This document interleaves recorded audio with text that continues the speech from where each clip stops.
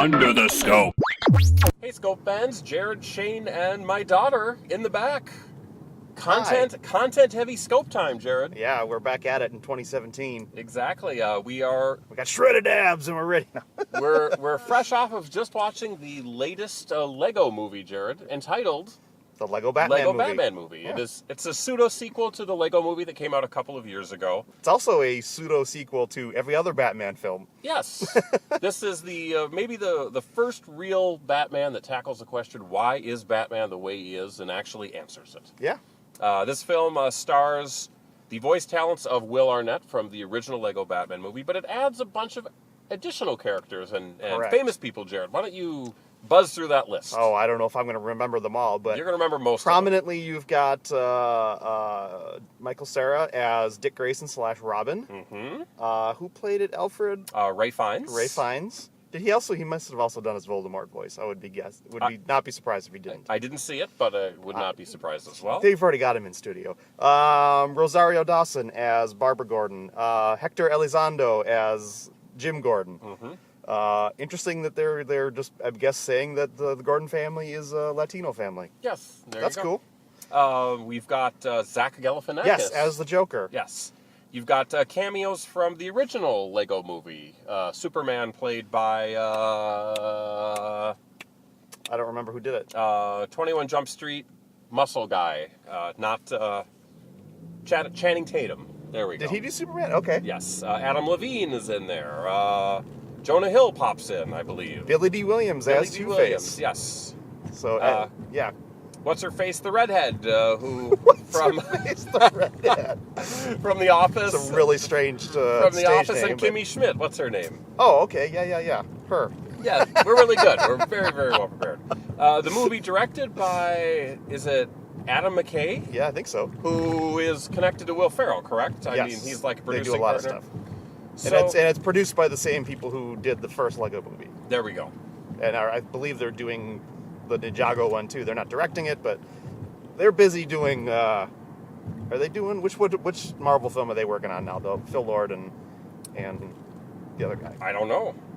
I think they're working on one. Is it the Ant-Man sequel? Maybe. I don't know. That would make sense because Adam McKay directed that too, didn't it? Anyway, no, it wasn't Adam. Adam McKay helped write that one. Right. It was Peyton something. Okay. Well, anyway, we're off track. We're talking about the Lego Batman movie. Color me embarrassed, Jared. Yeah. So, yeah, the story is essentially Batman doing his thing, but Batman likes to do things on his own. He's a loner. He's not connected, and that hurts everyone in his life, whether it be Alfred, whether it be this new orphan that sort of appeared in his life, but most especially the Joker. The Joker wants him to admit that they are arch enemies and they are connected by hate or dislike or a bond that only two strong personalities can have. Yeah, and when it turns out that Batman admits to the Joker that he doesn't care about the Joker, not at all. He doesn't care about anyone. Well, the Joker is completely hurt, and our story then fully goes into motion as Joker concocts a plan to get himself exiled to the Phantom Zone. And you know what? A lot of bad guys are in the Phantom Zone, so you can probably guess what's coming. Yes, it is. That part of the movie is probably the closest connective tissue you have to the original Lego movie, where you kind of have this cross-pollination of different movie characters and TV characters and ideas. So the movie ends up not being just Batman characters. Correct. But trust me, there are a lot of Batman characters in this film. From probably all of them. Yes, probably from all of them. And you might think some are made up, but hey, it's worth the Google. Yes. And that's the interesting thing about this film, is that it takes all of the Batman lore into account and puts it out there in kind of a fun, creative way. I think that's sort of the story of Lego anyway. Yeah, it pretty much acknowledges every Batman film that's happened. It acknowledges a lot of the comic book continuity. It's the just movie the world, continuity, the TV world show of Batman is all inclusive. Yeah, it is. It's clever. If you know that stuff, you will enjoy the movie more. Mm-hmm. If you don't, it'll shoot by in a flash. But I'm sure there will be other things that you will appreciate. If you at all remarked on the goofy Bane accent from Dark Knight Rises, yes, I think you'll be happy. I don't know if the audience was just a bit sullen or... It was a bunch of kids. They don't know. But Jared and I were probably laughing the most. Yeah. Because we pretty much caught every single joke. We picked all. I don't know if we caught every single one. There's a density to some of the jokes. There's a lot of throwaway lines that I'm sure I missed references here and there. Yes. But if you're astute, you'll catch a lot of them and you'll laugh at a lot of them. The thing that I saw, which I don't know if it was particularly funny, but one of the movies that was being advertised in Gotham City was for a movie called 2 Shades of Grey. I missed that one. That was on. This movie coming out the same weekend as the sequel to 50 Shades of Grey, entitled 50 Shades Darker. Yes. We've got this Batman film. We've talked about it, generally speaking. But let's talk about how we felt about it. We'll start with you, Jared. Oh, thanks. A lot of pressure. From a straight entertainment aspect, it's a win. Definitely a win. There's a lot of jokes. There's a lot of visual humor. It moves at a pretty good pace. Mm-hmm. So there aren't really any down points other than when you need to take a break from the frenetic action. Sure. It's faithful to the Lego world, and one of the core pieces to the lore is that you can build stuff. You can build vehicles and devices to help you out with whatever situation. So it really is, it's not just them doing Lego versions of these characters in a regular world. It's them existing in a Lego world where they can change it however they need to do what they need to do. And it's, non-lethal for the most part. Even the kitty cat in the lava was fine. Yes, they talk about when they shoot their guns, they make mouth gun sounds. Pew, pew, pew. It's interesting because when you're watching this movie, you're always thinking like on the other side of one of these Lego walls, you might have some of the characters from the original Lego movie doing their own thing in their own little world. Yeah. And then every once in a while, these things cross over to create this bigger world. But I would say maybe the only weakness of this film is the fact that it is a Batman movie in the sense that we know a lot about Batman. Yeah. And it's a story that, while fleshed out in this film, has been told. The dark loner. I mean, that's the whole concept of Batman. And not just in Batman films, in a lot of films. The plot is fairly conventional. Yes. Maybe some of the mechanics that get through some of the story beats are fresh and interesting, but you've seen the story before. Yeah. So it's not anything new there. And you will see it again, Jared. Yeah. This is a story. There are only so many stories you can tell, but if the key is that they execute it very well for the most part. Agreed. Audrey, did you have a favorite part of this film? I don't know. I liked it all. She liked it all. All of it. So that's a perfect rating for my daughter. All right. I'm with you, Jared. I think that the movie was executed well. I don't know if there were surprises necessarily, but it was cleverly written. Like I said earlier, if you like Batman and you know the lore of Batman, it is a very rich, deep movie. Yeah. And if you're the sort of person who likes comedy that's couched, or not really couched, but just replete with references and little puns and all, there's just a lot of jokes to take in this one. And if you like both 80s subtle music, and unsubtle. You like 80s music, it's in there, so it's like they spoke to me. I think that's both a nod, or that's the creators getting their little voice in there probably, Sure. but also something for the parents to enjoy. Exactly.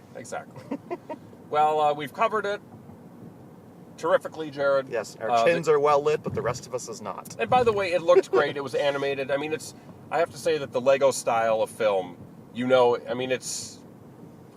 can't say much about it. It sort of looks like a stop motion film, but done. Yeah, in a certain style. I guess that's the only way. The way it's rendered is the character animation is very choppy, but it's meant to mimic what a kid might produce if he were making a stop motion video with his Legos. Exactly. Although on a much higher end scale. A super budget. And the rendering just looks basically flawless. I mean, they look like real Legos, which is really, really cool. That's the key.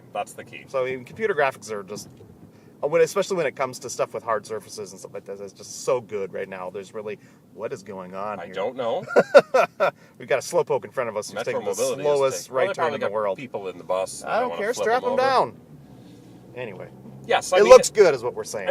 We've talked about this with other movies. We've gotten to the point with special effects now that it's like you can't even comment on how great they look because generally speaking, they always look great. Right. If it looks bad, then you comment on it. If it looks good, it's almost a non-starter. There you go. So the last thing we need to do, because it's been a long time since we've actually had a movie review, Jared, but I think there's the issue of the scope score. There is a scope score. It is a 0 to 4 star scale for if you're new to this to the pod, and we go in quarter star increments like our like Star Search in the days of yore. Like Star Search. So let's mull it over. The scope score is 3 1/4 stars. So we're at 3 1/4 stars. I know we hepped it with praise, Jared. Yes. But the reality is a 4-star rating is a movie maybe you go back and watch it over and over again. Maybe I watch this movie one more time. I've heard that somewhere before. Yeah, I wonder. I just took it right from you. But you didn't In the say part it. that I cut out. Dang it.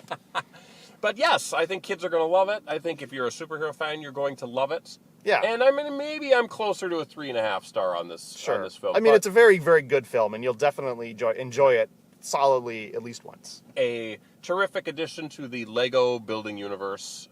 My guess is we will see another Batman film. Probably. I don't really know what else they could do with it, but because they've put everything in the kitchen sink in this already, but it's the Now Lego. he's got a family now. You never know. It's the Lego. Oh, movie. did I spoil it?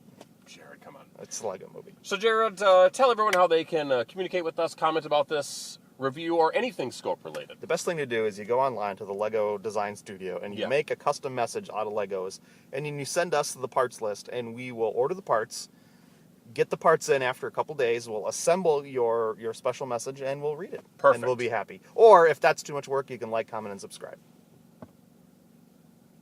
That's it. That is it. One or the other. Really. One or the other. Bye, Audrey's out. So there we go. Batman, Lego Batman movie. Go see it.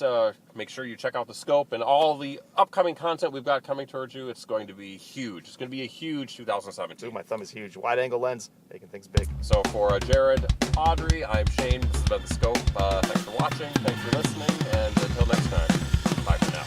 Ladies and gentlemen, we find ourselves once again at the end. I hope you've enjoyed our time together. I know I have. Fear not, Scope faithful. Days shall pass as if they were but a moment, and Jared, Adam, and Shane will return with another thrilling episode. Until then, send your comments to comments@thescopeshow.com or leave a voicemail message by dialing 612-21-SCOPE. That's 612-217-2673. Thanks for listening, faithful fans. This is Tony Partington saying adios. Tune in next time to another terrific edition of The Scope.